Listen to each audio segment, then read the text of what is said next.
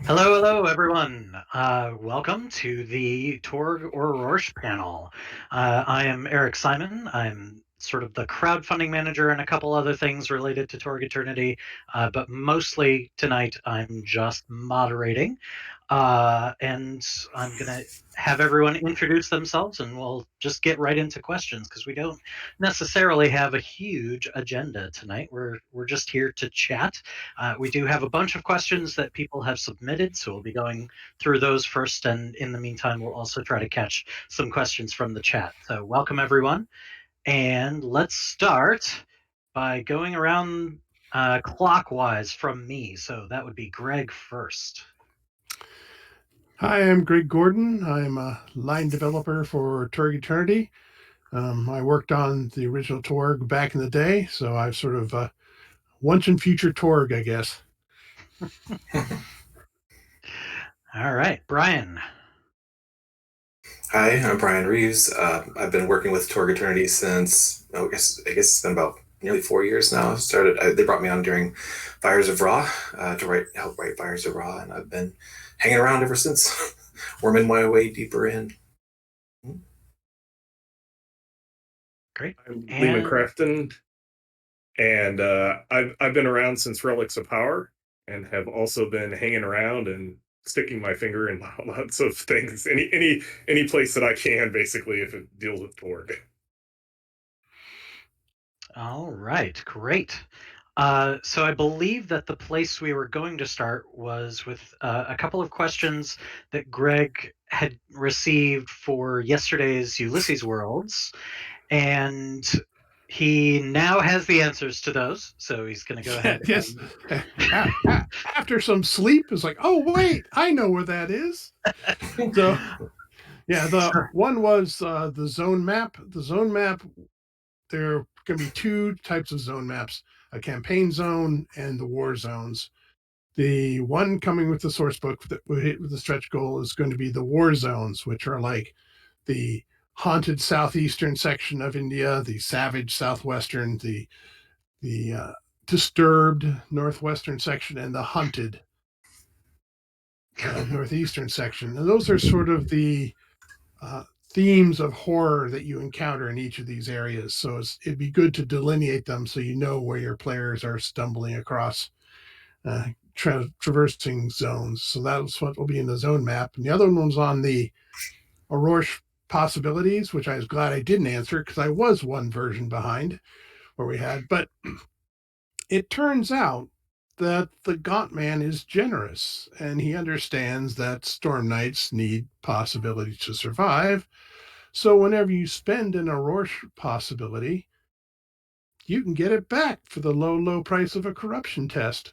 So you never, ever need to run out of possibilities in Orrorsh.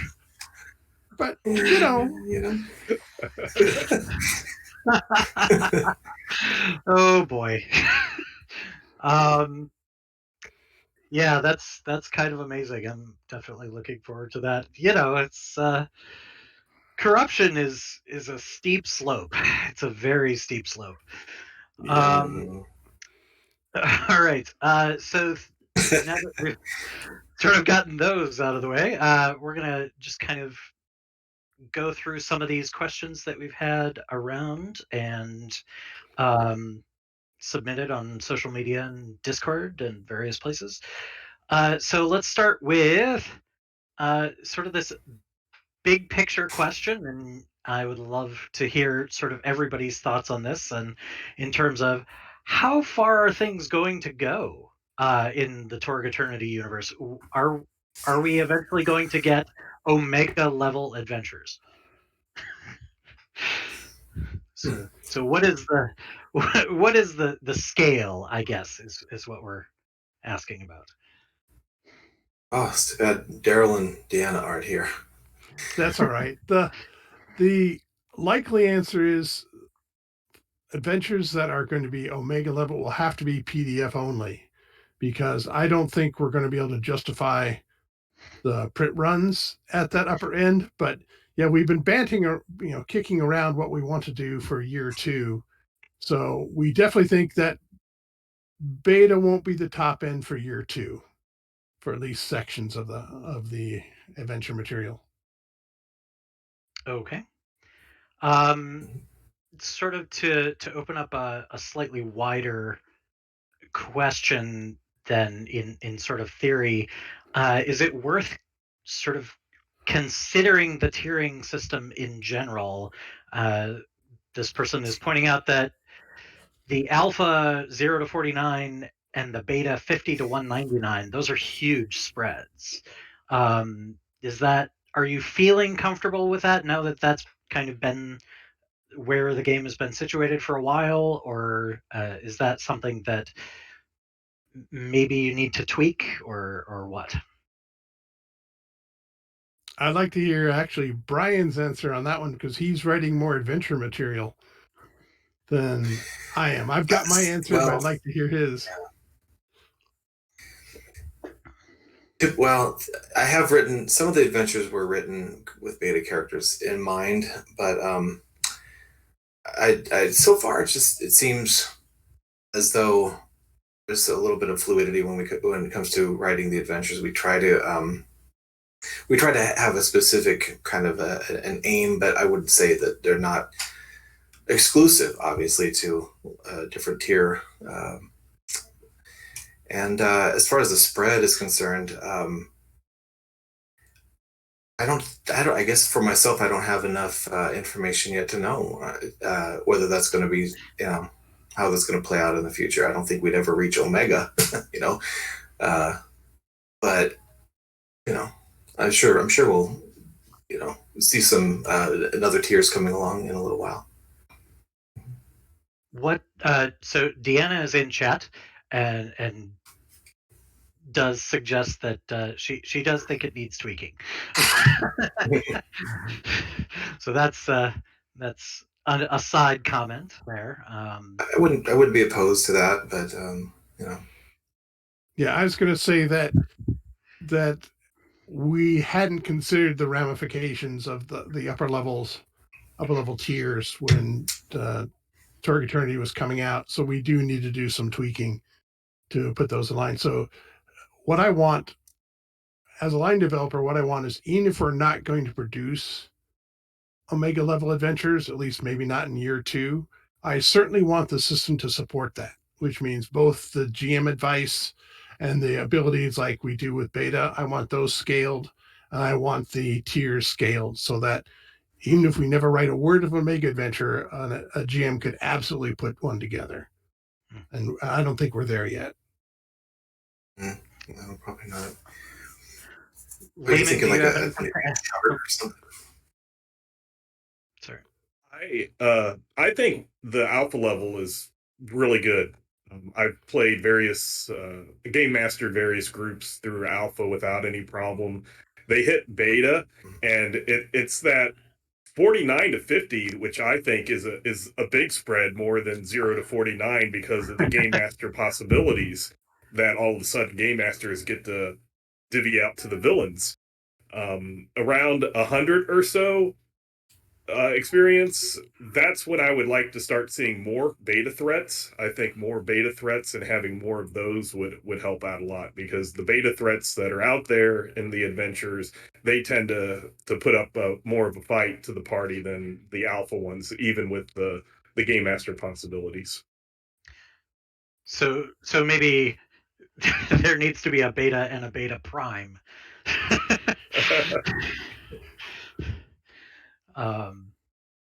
Yeah, that's an interesting point, that it's really the thresholds that make the bigger difference. Yeah. Any other comments on that? Just sort of the scaling system. Alrighty then. Nothing. Not at the moment. Okay. All right. Let's go ahead and take this one out of the way.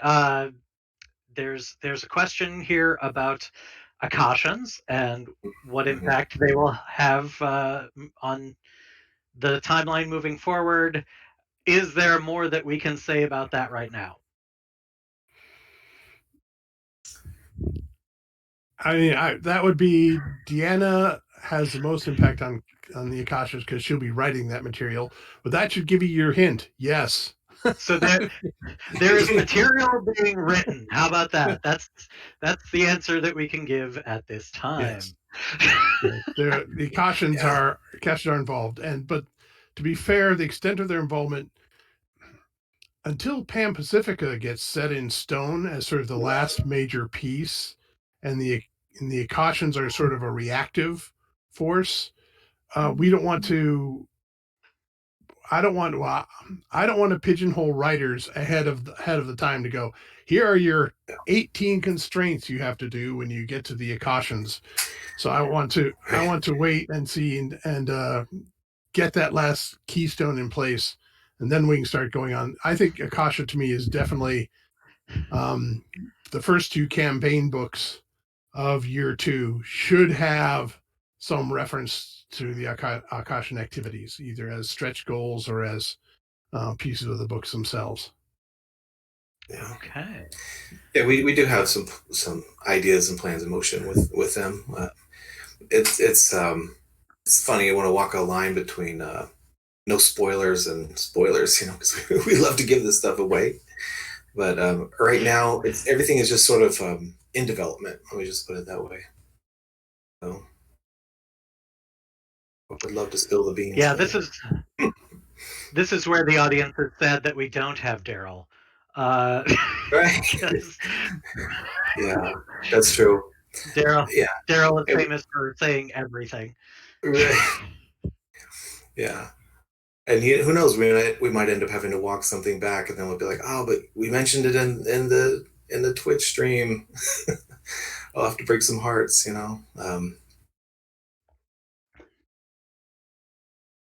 Okay. But we do have plans. Cool. They are there.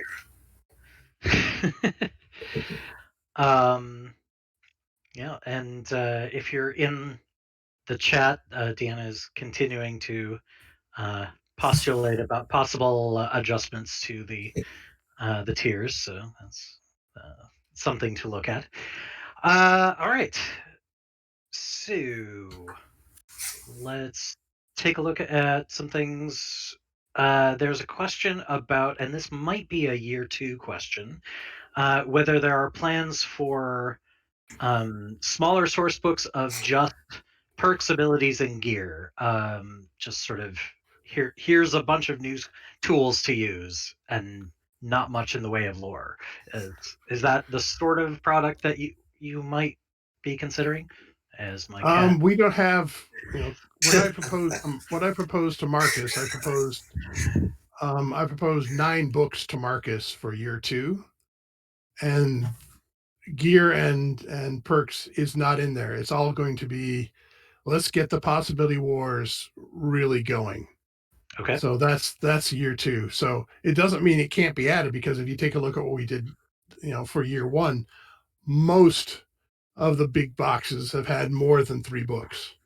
Mm-hmm. Books can get added, particularly if we can do smaller ones like a 32-page, or if we can do them as a PDF add-on. But currently, as we are speccing, the 9 books we've pitched for year 2 aren't going to have just pure perks and gear. Because there's a lot of story, right? There's quite a bit of, like you said, well, if you want those Akashans and you want some other stuff and you want the wars to get kicked off, there's just a lot of plot and characters we've got to get moving.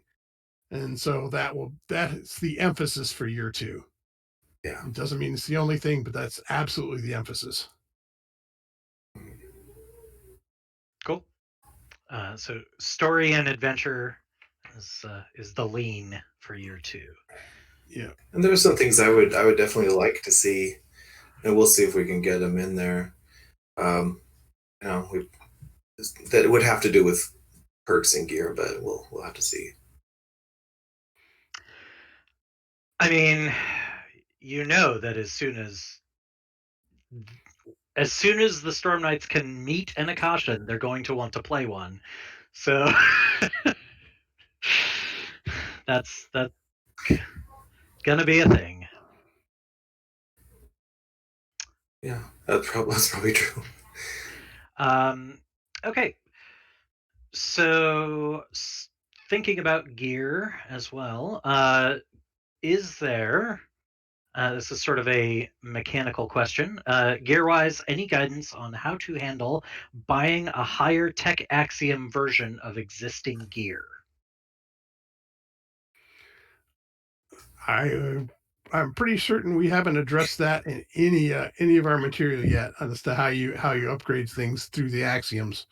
So that's I saw that question that made me think, well, once I get off of Orrorsh, that can go onto my back burner pile of how do I want to transplant gear, because I'm also curious about what happens if a Heckler and Koch gets upgraded magically. I mean, if you're going to do that, we might as well start figuring out how you can upgrade stuff via axioms. But that's just so fraught with peril for balance. I mean, if I want to give Deanna dyspepsia Yeah. for weeks, I can go, hey, let's try these 12 ideas. But that will be playing around, because one of the big things for year 2 is things get messier. The cosms get less clean. There is mixing, there is bleed over, there is stuff that starts to happen. So we have to address it for year 2 anyway.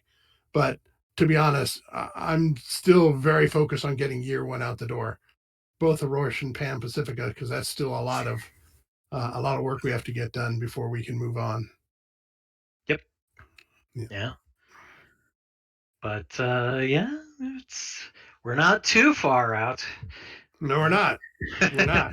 That's why it's time to put it on the back burner, but it's still got to be the back burner until we get these, crowdfundings done. All right.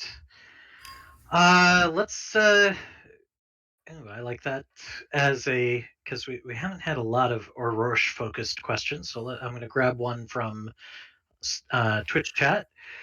Is there going to be any steampunk involved in Orrorsh? If so, is there any worry that the pervasive optimism would undermine the really valuable dark feel that is intrinsic to Orrorsh? I have my own thoughts on this, but that they're kind of on the side. Let's ask about Orrorsh first. What a great question. I can say that. Go ahead. Go ahead. All right. In the adventure that we've completed, there is not a lot of reference to steampunk, but it's not excluded either. Just there is some of it a little bit in the source book, but it's not really like a Jules Verne meets Dracula kind of setting. So so people, I mean, there will be some, but it's not exactly emphasized. That's. Go ahead, Greg. Yeah, there will be. It's almost certainly going into the PDF stuff if I can bring it in under the wire. But a concept of Albion Nautica, which is essentially an underwater extension of Orrorsh, which because Gaia collapses, and when Gaia collapses, they essentially create a maelstrom canal that drops in from the Suez into the Indian Ocean, with the intent that they're going to settle the shallower continental shelf. So there will be steampunk, and that's our steampunk exploration area. But being Orrorsh, corruption doesn't just apply to people. Right. The gear itself can start just not doing stuff it's supposed to do. So they are very optimistic when they create Albion Nautica. It just doesn't work out quite that way. So cool. I'm reminded of a certain very popular first-person shooter video game by your description there. Just yeah. I promise there won't be any big daddies, but there might. Leamon, anything to add on the steampunk front on any of the stuff you're doing? One of the things that I did was the archetype for the character, the resourceful alchemist that has a mechanical arm. And that's more of not necessarily optimism, but I don't have an arm. I have to replace it to keep functioning. So a lot of the steampunk that I see aspects of Orrorsh would be to just keep it trying to do what you have been doing. If other things collapse, you use steampunk to try to keep going, but it does have that corruption type thing. Everything gets corrupted in Orrorsh. Yeah. Yep. Personally, just sort of a general steampunk comment as someone who has actually written steampunk games. Um, I think the view of steampunk as optimistic is not the only view of steampunk that exists. And as soon as you start to acknowledge and examine colonialism, imperialism, and a lot of the sort of the class differences inherent in the technology of steampunk, um, and Orrorsh is a really great place to do that because you've got the Victorians and you've got India, and Mhm. wow, you can really dig into that quite well. Uh, so yeah, I Yeah. think the dark side of steampunk is already ready to be inserted. So Yeah. okay. Cool. Next question. Uh, a retraining option. Is there a possibility for a retraining option either when you gain XP or cross a clearance threshold to see, hey, this isn't working out for me. I'd kind of like to tweak my character a bit. We haven't written any formal rules for that, but I mean, I just do it in my campaign. It's Yeah. like points are points. You just, go Yeah. ahead and start reshuffling around, and I have basically a mini quest that explains how they are getting the knowledge to go retrain. So, if it's physical stuff, they have to go find a mentor. If they're going to go do science stuff, they've got to find the right lab. And then once they do that, they can just retrain. I just make it a narrative thing. I don't have Mhm. game mechanics behind it. If yeah, we could have Same. game mechanics, but No, that's again, that's going to be further down the line. Because like I said, year two really is let's go. Let's start introducing the new weird mixtures. Let's start introducing the war events. Let's start introducing the characters to start changing the world. Let's go. So yeah. I do think that that's generally probably a table specific thing. It also depends on how new is the person to playing the game. Did they make a design choice that probably wasn't so hot and their character's still pretty new? Uh, I wouldn't allow it during a scene or even really maybe during the same act or possibly even in the same adventure. You might have to wait till you move on to another adventure. But I definitely think there's some room for that. And I don't know if you need rules for that. Maybe you could just suggestion to let GMs do it Yep. if you feel like it's appropriate under the circumstances. Yeah. I think that makes sense. That it's more of a GM guidance thing Yeah. than it needs to be a mechanic. Yeah, As I've long as done that where Mhm. in my game as a game master, it was just one time I'm like, okay, you're around 75 XP. If you feel you made a bad decision, go ahead and change what you need to change. And I had a couple of people take me up and other ones didn't, so it's just one of those things. Like an amnesty opportunity. Right. Okay, so then um, this is sort of relevant to that since we're sort of talking about retraining and gear and perks. There's a question in the chat about the Werewolf perk that was previewed recently. Mhm. Apparently, it caused some discussion. That may be putting it mildly. Uh, Yeah. has the question is, has it been changed at all since that preview, or is that the finalized version?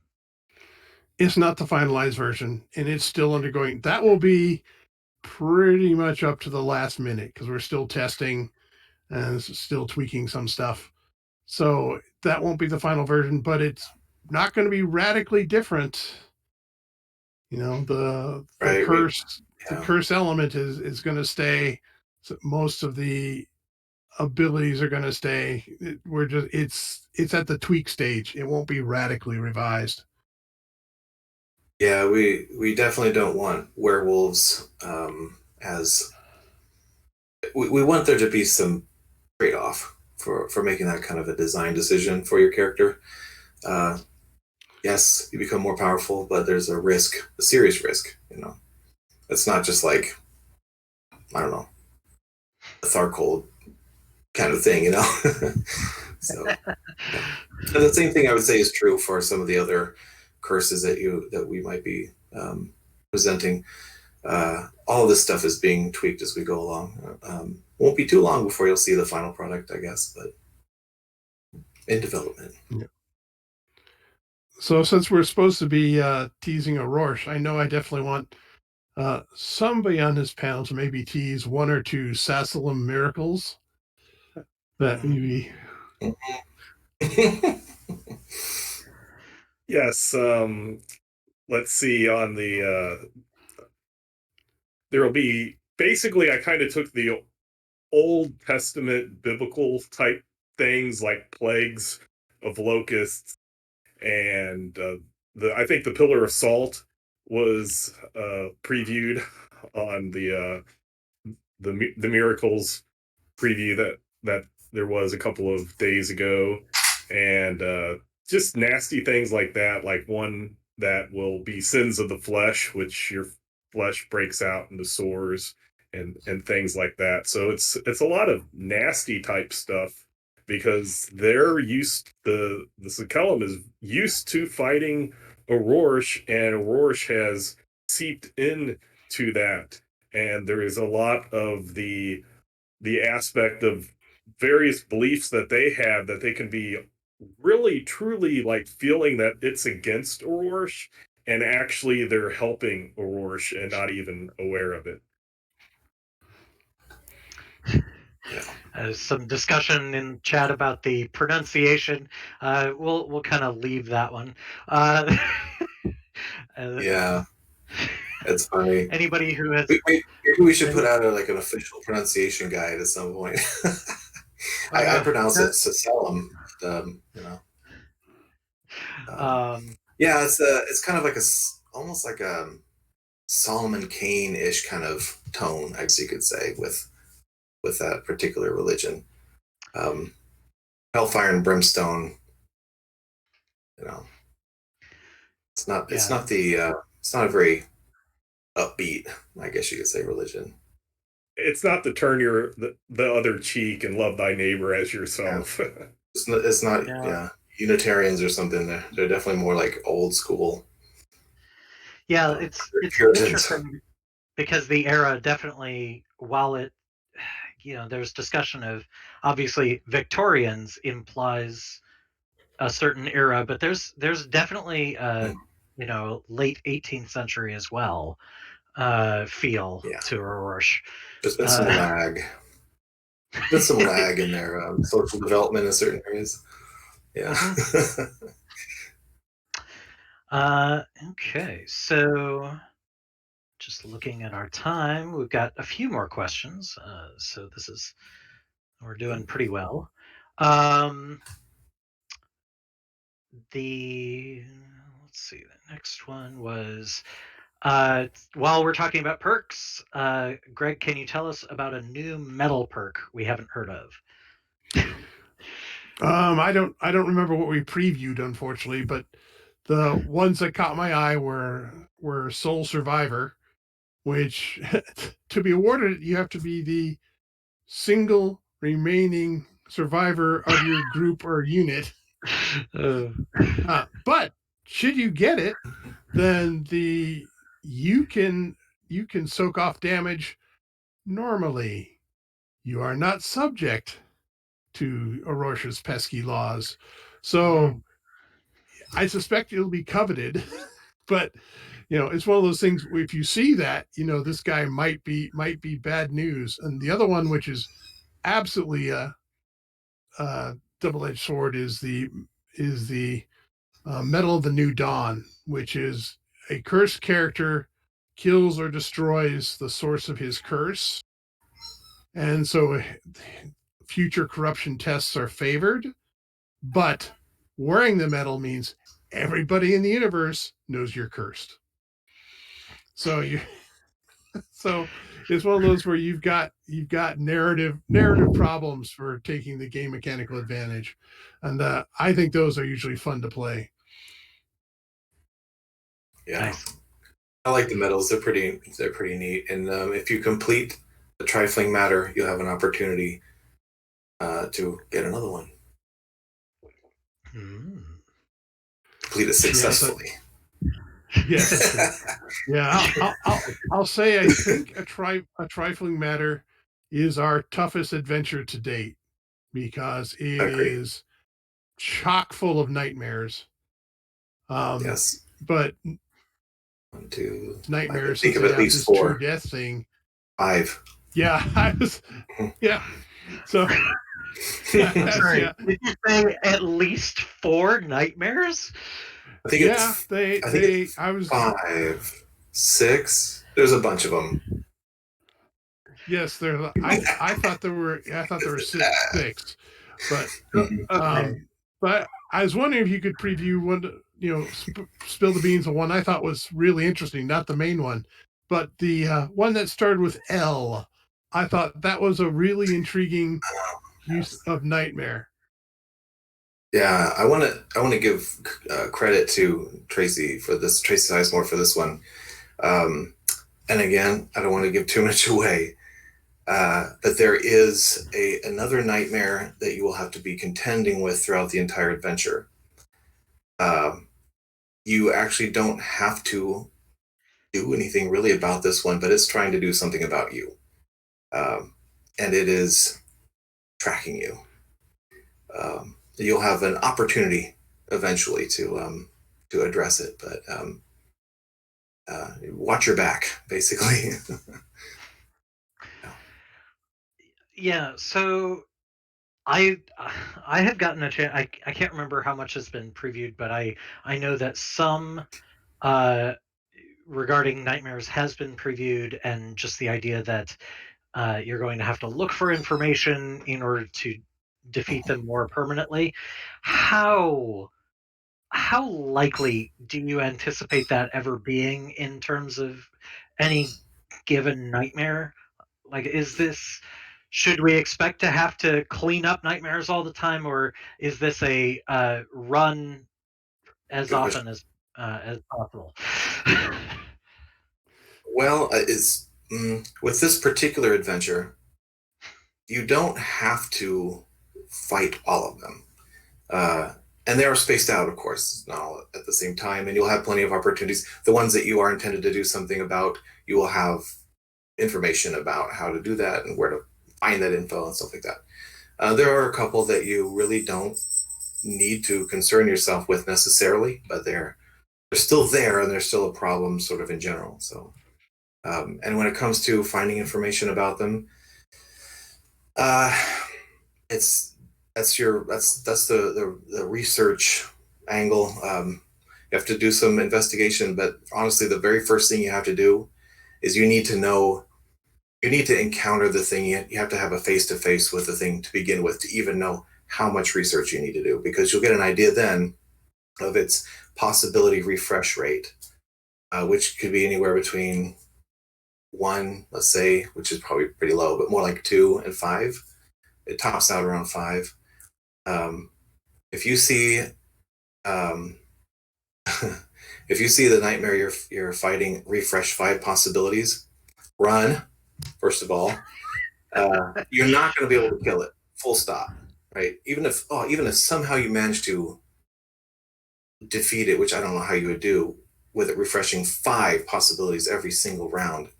You don't need to kill it at that time. You leave and start doing your research. And when you gather, you'll know that you have 5 different pieces of information to find out there somewhere. And of course, adventures will give you guidance for how to do that. And then you can re-encounter the creature and have a much better chance of survival. Yeah, I think nightmares are going to be more more of a factor than I thought initially. I think a trifling matter is sort of the max end, but I think nightmares are the Gotman's governor on Storm Night activity. So that the ecosystem I've been working on, the Gotman wants Storm Knights in there. The Gotman actually wants things like glory results to refresh possibilities that he can then steal again from the population. And he's got things that help him do that. But he doesn't want the Storm Knights to be too effective, and nightmares are sort of his cadmium rods that he just inserts to slow down the Storm Knight reaction when he needs to. So I think there'll be more of a factor, and true death is going to be a concept that is pervasive, because I'm using it for not only actual creatures, but sometimes objects that you need to get rid of or things that you have to dispose of. Knowing the object's connection to the lore or the creature's connection to the lore gives you more power over that object or that creature. And that's just a feature of Orrorsh. It is the investigative realm as opposed to Tharkol, which is sort of the splatterpunk realm. So yeah.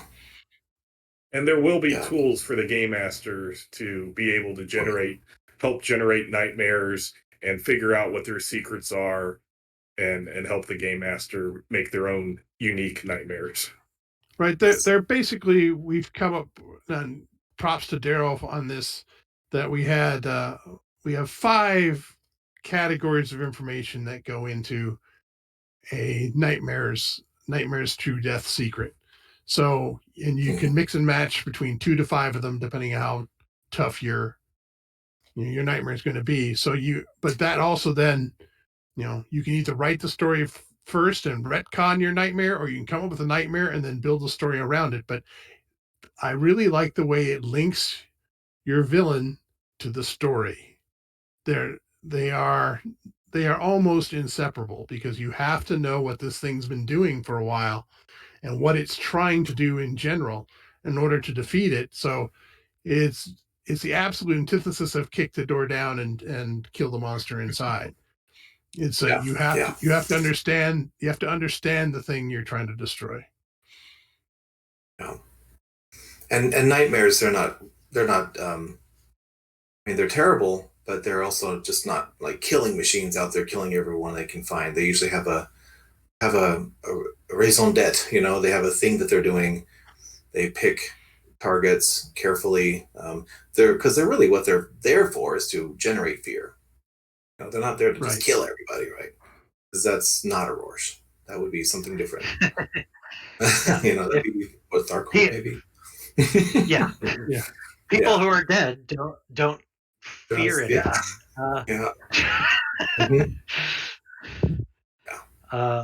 Leamon, anything to add on the subject of nightmares? I just really, having been an old Torg fan for so long, I really love the way that Torg Eternity is dealing with the nightmares and the research, and having it go through the story instead of just this role versus perseverance, and then the game master just dishes out bad things. So it's kind of more intricately, interlaced, instead of just the game master passing out bad things because he has a lot of points. Yeah.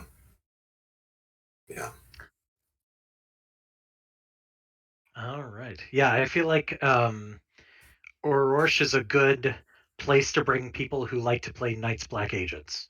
It's what it feels like. So yeah. Okay. Just checking for other questions. There's some interest in how the Swami and Gan Romani are being featured in Torg Eternity. That's a good question. Yeah, basically they aren't. They are hard to redesign in a way that fits into the 21st century. So we just haven't. It's like that's one step too far for us right now. We'll see if we can come up with a brilliant idea in the future, because there's absolutely, particularly for things like the Swami, I would think as the Gottman gets more involved in the war, that character type, can emerge. But I think we have to rethink it from the ground up, and there just isn't room for that right now. Mhm. Gotcha. I agree. Even Wizards of the Coast had to kind of go back and rethink the way that they presented some of those stereotypes, which were they were there in classic horror, but yeah, nowadays, maybe not so great now that we are a little. Well, the thing is, that wiser means about these we things. have to do the deconstruction, which is what's cool about them, figure out how. I mean, Vampire did it, so we can do it. It's just that we have a smaller staff and a fairly tight timeline. So that is one of those questions that I want to do that, but we have to do it right. So what makes a Swami cool? What is the Romani cool? And then figure out other ways of implementing them without, taking the tropes along with them. So, Right. but that's a slightly slower process than we've got when we're getting this material out right now. But that is on my burner because I like some of the effects that those characters have, but I just don't want to include them as just a Torg Eternity veneer over the old character concepts. Mhm. Sounds good. Yeah, and I hope that people will appreciate that this is a topic that should be addressed with some Yeah. care, and appreciate that you're doing that.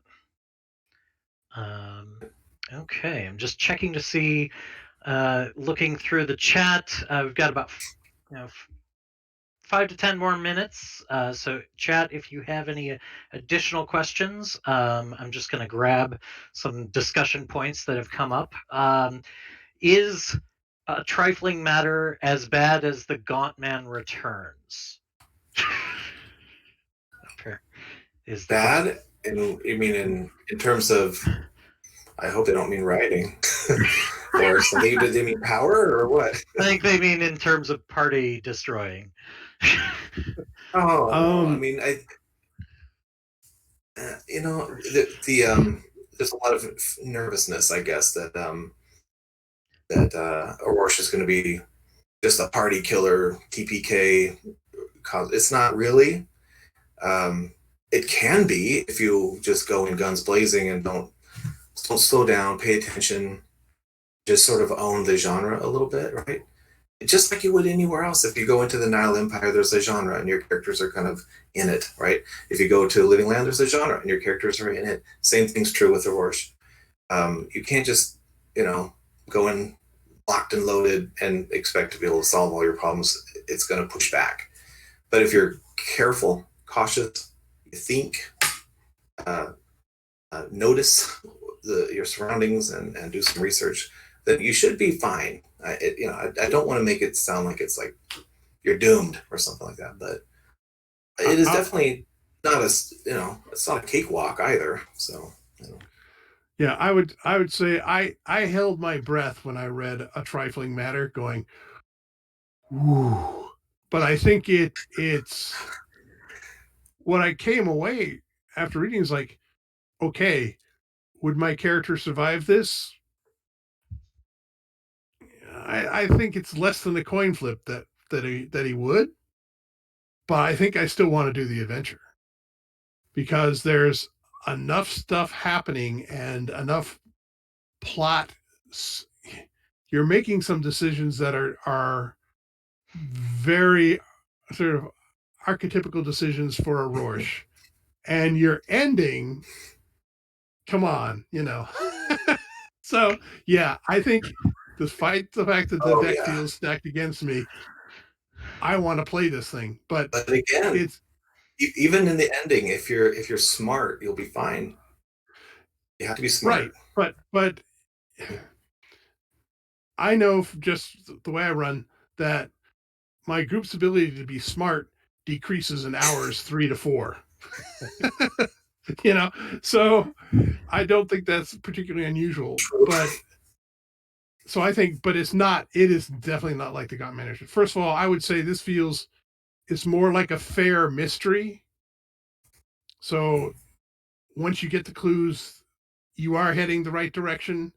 And the other nice thing about True Death is you need to complete all of it to kill the thing, but a couple of pieces of information weakens the thing because his refresh rate gets dinged every time you get a fact about it.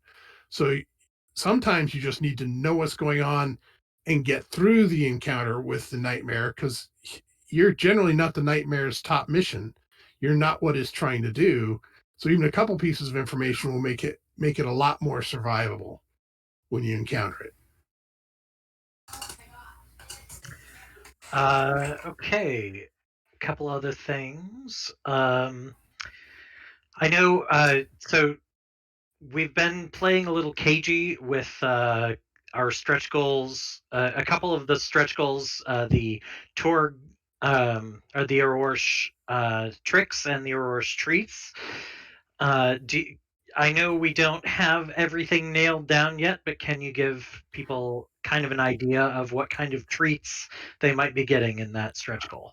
I think I mentioned Albion Nautica. I don't think Albion Nautica is showing up in the main book because it really is an aside, but it will give you more of the steampunk feel and how I would see steampunk integrating into Orrorsh, as well as explaining an important part of the Gottman strategy, which is control of the seas.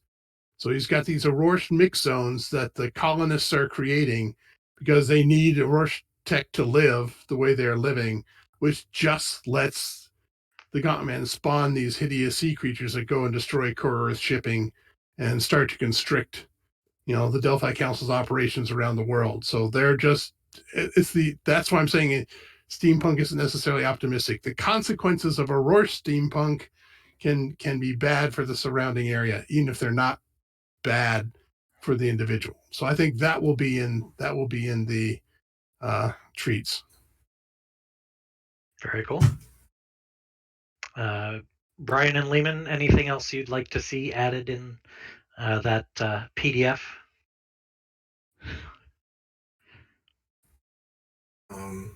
Nothing comes to mind. I do know that we would like to. I definitely have plenty of ideas for threats, and I think that you'll be seeing a significant amount of those. I would agree. Orrorsh is a pretty easy place to generate threats for, so I suspect we'll exceed our page count. Yeah. Well, Yeah. that's why we have the Orrorsh tricks stretch goal. That's right. Yeah. Okay, so here's kind of a good mechanical and flavor question to end or possibly end on, depending on how long it takes to answer. How is the work to make cursed perks and the other perks with corruption tests as cost more manageable and thus tempting? Basically, there's and then there's a little bit more explanation that there's a concern about how curses and corruption really make that character less fun for the other players, and how you're managing that. This was a hard call, but we had to make it fairly early on. Is that Orrorsh is the horror cosm, which goes against the grain of the sort of heroic action of Torg.